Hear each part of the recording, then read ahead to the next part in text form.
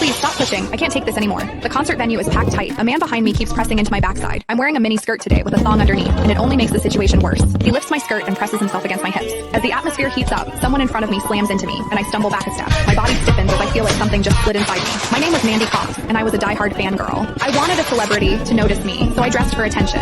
I wore heavy makeup and made sure nothing about me went unnoticed. My low-cut top revealed a wide stretch of skin, and my chest bounced with every step. I paired it with a mini skirt that barely covered my thighs and sexy white stockings which hugged my legs. But when I arrived, reality hit. The concert venue was packed so tightly I couldn't move, and the crowd swallowed me whole. The celebrity was never going to notice me. I craned my neck and shouted, "Darling, take me." I never imagined that line would draw the wrong kind of attention. Instead of the celebrity, it caught a filthy creep. After I shouted it, I became aware of a man behind me, repeatedly bumping into me. At first, I brushed it off. In a crowd that dense, accidental contact was easy to explain, but the feeling wouldn't go away. Something hard kept pressing against my butt from behind. I assumed I'd accidentally backed into his hand where it rested behind me, so I turned and offered a polite apology. "Sorry, I didn't mean to bump into you." He paused, then flashed a leering smile and said, "It's okay, I don't mind." When I turned back toward the stage, I felt him press against me again, more deliberate than before. I kept my attention on the celebrity on stage and shut him out. The man became increasingly brazen, pulling up my skirt and pressing close against my backside. I had only a thong on underneath, which left my butt exposed. I felt his touch directly against my skin and assumed it was his finger. Only then did I realize something was wrong. The pressure was warm and solid in a way a finger could never be.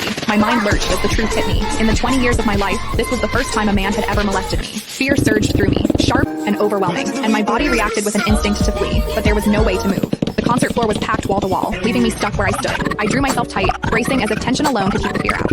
As I did, my hips closed around the man's so-called finger, trapping it between my cheeks. An unfamiliar sensation followed, and warmth rose to my face. What confused me was that I didn't recoil from it. There was a muted comfort to it, and against my will, it sparked a faint sense of expectation. The man behind me seemed to take it as a signal. He moved in closer, repeating the motion until the intrusion was unmistakable. I had lived a sheltered life as a college student, and now I was being toyed with by a stranger while surrounded by people. Shame surged within me without warning. I felt the urge to sob, but my throat closed, and my voice deserted me. Worse still, the pressure forced my thong inward and sent a restless, prickling discomfort through my body that wouldn't fade. A quiet, involuntary sound escaped me, and the embarrassment followed instantly. I gathered myself and strained to suppress it, holding it down until my throat tightened. The blaring music and the screams around me drowned everything out. With every eye fixed on the stage, no one was aware of what was happening to me. At the same time, the intensity continued to rise, touching something deep inside me. I bit down on my lip as cold sweat traced my spine. My awareness was tipping back and forth between humiliation and a pleasure I couldn't bring myself to name. I knew I couldn't take it anymore if it continued, so I turned sharply to face the man behind me. "Please stop pushing. I can't take this anymore." When I finished speaking, the man leaned toward me and whispered in my ear, "Is it exciting, the way I'm pushing against you?" The shame was overwhelming, and I was on the verge of crying. "I'm a virgin. I've never done that kind of thing. Please, let me go." He didn't stop. Instead, his gaze burned deeper as he seized my waist, the pressure growing stronger. "You're really a virgin? Then let me show you what it feels like to be a woman." Click the link in my bio to get the full story for free.